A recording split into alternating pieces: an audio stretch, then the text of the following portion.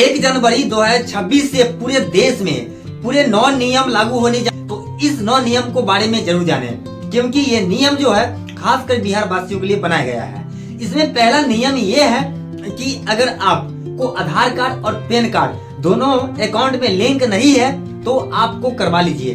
KYC अगर नहीं करवाते हैं तो आपका ट्रांजैक्शन बंद हो सकता है, इसलिए आप दोनों चीज को जल्दी से लिंक करा लीजिए। नियम है कि अगर आप 5000 एक दिन में सिर्फ आप ट्रांजैक्शन कर सकते हैं, उससे अगर ज्यादा करते हैं तो कर तो सकते हैं लेकिन उस पर पाबंदी होगा, यानी कि उस पर पहले जांच कराया जाएगा। जांच नहीं होगा तब तक ट्रांजैक्शन नहीं होगा।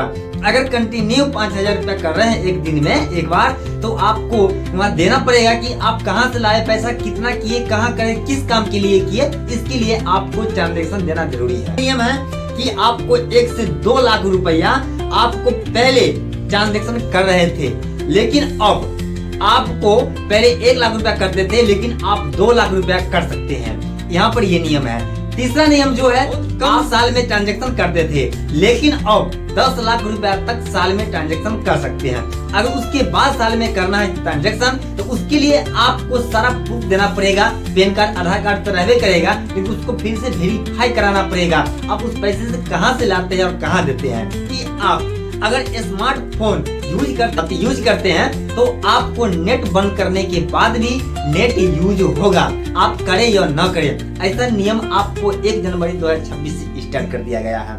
लेकिन स्मार्टफोन में आपको कोई स्मार्ट मीटर लगा हुआ है तो उसमें आपको 15% से लेकर 20% की छूट दी जाएगी। उसके बाद जो चार्ज बनेगा वो चार्ज आपसे लिया जाएगा। इसके बाद है कि अगर आप पहले से कोई वेबसाइट लिए, जैसे कि आधार कार्ड कैसे बनाना है, उसकी पैन कार्ड कैसे बनाना है, अगर कोई PM मोदी आपको किस्त दे रही है उसको कैसे चेक करना है, किसान को कैसे चेक करना है, इस सारी वेबसाइट के लिए हम अलग अलग काम के लिए अलग अलग वेबसाइट पर जाते थे। लेकिन 1 जनवरी 2026 से सभी कामों को एक वेबसाइट पर अपलोड करने जा रहा है। ये नियम आपको अच्छा है और आप जो भी यूज करेंगे तो सिर्फ आपको एक वेबसाइट को लागू करना पड़ेगा, या एक वेबसाइट के नाम याद रखना पड़ेगा। उसके बाद आप उन चीजों को देख सकते हैं। घर में अगर आप कोई मोबाइल यूज करते हैं तो उसकी सारा डेटा सरकार के पास जाएगी। अगर उस सारी डेटा अगर सरकार को पास जाएगी तो डेटा कुछ भी कर सकता है। तो आप समझ लीजिए तो ये सारा नियम 1 जनवरी 2026 से लागू होने जा रहा है।